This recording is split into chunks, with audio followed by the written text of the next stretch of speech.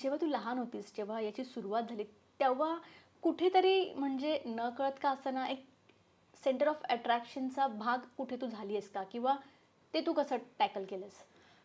Actually मला 5 वर्षाची होती तेव्हा होते केस. हां. त्याच्यानंतर हळू-हळू मला एलोपेशिया झाला. ओके. म्हणजे इथे राईट साईडला आणि लेफ्ट साईडला असे चट्टे पडायला लागले. तर म्हणजे घरच्यांना आधी माहीत नव्हतं की नक्की हे काय आहे? ओके. मग डॉक्टरांना दाखवलं. त्याच्यानंतर ते म्हणाले की तिला एलोपेशिया झाला. म्हणजे चाई आपण प्रमाण भाषेत जे म्हणतो, म्हणजे हां. साध्या माणसांना माहिती आहे की चाई. हां. तर त्याच्यावर बरीच औषधं वगैरे केली, पण काहीच उपयोग नाही झाला. हळू-हळू माझे केस जायला लागले. हो. मग आधी घरी असताना काही प्रॉब्लेम नव्हता, पण जसजशी शाळेत जायला लागले, मग म्हणजे आता आपण त्यांना वाईट नाही म्हणू शकत, ती सुद्धा लहान मुलं होती आणि मी पण लहानच होते. पण तेव्हा ते चिडवणं वगैरे ना, ते मनात खूप म्हणजे असा खूप त्रास व्हायचा, म्हणजे की मी नक्की काय म्हणजे मी काय वाईट केलंय कोणाचं?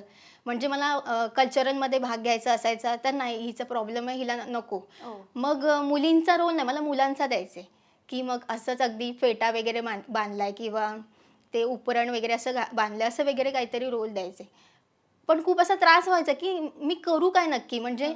मला असं वाटायचं, की मी कुठे कमी पडते? म्हणजे केस नसणं हा तर माझा प्रॉब्लेम नाहीये. मी बरोबर. काय करू त्याच्यासाठी? तर माझ्या घरच्यांना विग हा तेव्हा ऑप्शन माहिती नव्हता.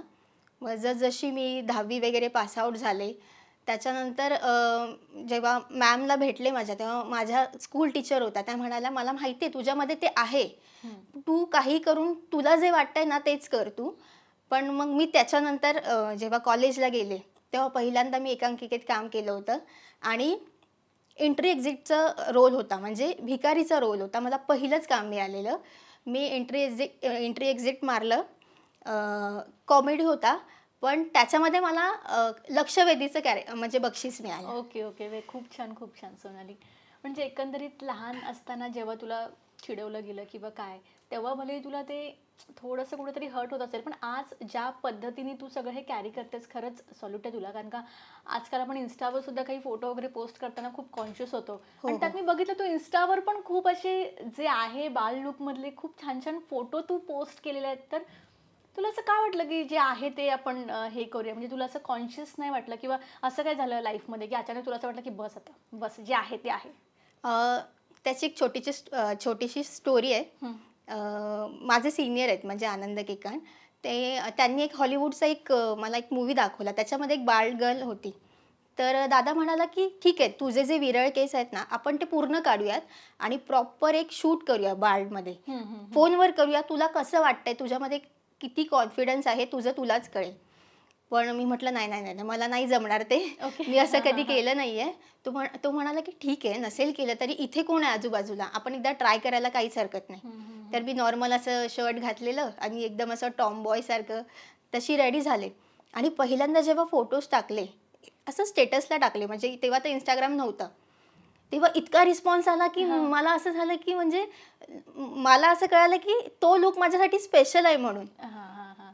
तर म्हटलं, एक मुलगी मला म्हणाली, की "तू याच्यावर काहीतरी कर कंटिन्यू." हं, हं, हं, की हं. मला पण ॲलोपेशिया आहे. सो तू एवढा काय बोलतात कॉन्फिडेंटली तू लोकांसमोर आली आहेस, तर मी तर म्हणेन तू अजून लोकांसमोर ये.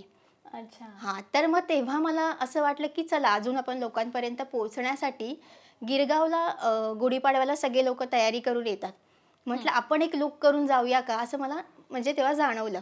हं, हं, हं. तर मी तेव्हा पहिल्यांदा जेव्हा गेले ना लूक करून आणि लोकांनी इतकं मला डोक्यावर घेतलं, की मला असं झालं, की मी कोण आहे? म्हणजे म्हणजे ती लिटरली तुझी तुला एक वेगळाच कॉन्फिडन्स हो, हो, तेव्हा हो. आला असेल. म्हणजे मी असं नाही म्हणणार, की तो मी माझा हं. मिळवला. तो लोकांनी मला दिला असं मी म्हणेन. ॲक्चुअली. काही सेलिब्रिटीज पण मला तिथे भेटले. पण त्यांना पण लोकं येऊ देत नव्हते. इतका माणसांनी घोळका केला होता आणि त्यांना माझ्यासोबत फोटो काढायचं होतं. अरे बापरे! तर वेगळा अनुभव होता तो खरंच. पण सोनाली मला ना म्हणजे मला मनापासून असं विचारावं वाटतं, की आजकाल मेडिकल एवढे प्रगत झाले, सगळ्या आजारांवर काही ना काहीतरी सोल्युशन आहेच. तर याच्यावर पण भरपूर काही गोष्टी असतील. तू कधी ट्राय नाही केल्यास यासाठी?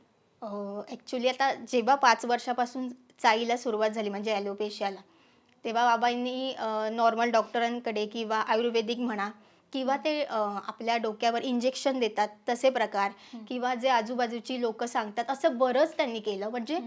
मी असं नाही म्हणणार तेव्हा त्यांची परिस्थिती नव्हती, तरी पण त्यांनी माझ्यासाठी खूप केलं मी असं म्हणेन. पण याच्यासोबत जसे चांगले फायदे आहेत तसे वाईटसुद्धा आहेत. म्हणजे असे मी एक वाईट किस्सा सांगेन. हां. जे भांडीवाले वगैरे असतात ना, ते असे असे केस नसलेल्या मुलींना पकडतात आणि म्हणतात, की आमच्याकडे असं तेल आहे, आम्ही तुम्हाला अशी अशी वेगवेगळी आयुर्वेदिक नावं घेतात आणि आमच्याकडे जी पावडर आहे, ती आम्ही देऊ, तुम्ही ती मिक्स करा, म्हणजे तुमच्या मुलीला केस येतील. पण या बदल्यात तुम्ही आम्हाला काहीतरी द्यायचं, असं त्यांचं म्हणणं असतं. तर ते मग बाबा म्हणाले, "काय हवंय तुम्हाला? तुम्ही सांगा म्हणजे मी तुम्हाला देईन, पण माझ्या मुलीचे केस आले पाहिजे." मग त्यांचं असं म्हणणं होतं, की माझं जेवढं कर्ज आहे तेवढं तुम्ही फेडायचं आहे. मग बाबा म्हणाले, "किती असेल? 1-2 लाख असेल." तर तिचं 20 लाख रुपये कर्ज बापरे! होतं. बोलले, "नको राहू दे, माझी मुलगी आहे तशीच बरी." हे काहीतरी नवीनच मी ऐकते. हो, हो. बरोबर नाही असं असे खूप आहेत. आणि मला बरेच स्टेशनला सापडतात. "ऐका ना मॅडम, ऐका ना, ताई हां. ऐका ना," असे वगैरे करून माझ्याकडे औषध आहे. म्हणजे "नाही, नाही, मला नाही ऐकायचं आहे." सगळं आता तोंडपाठ झालंय मला.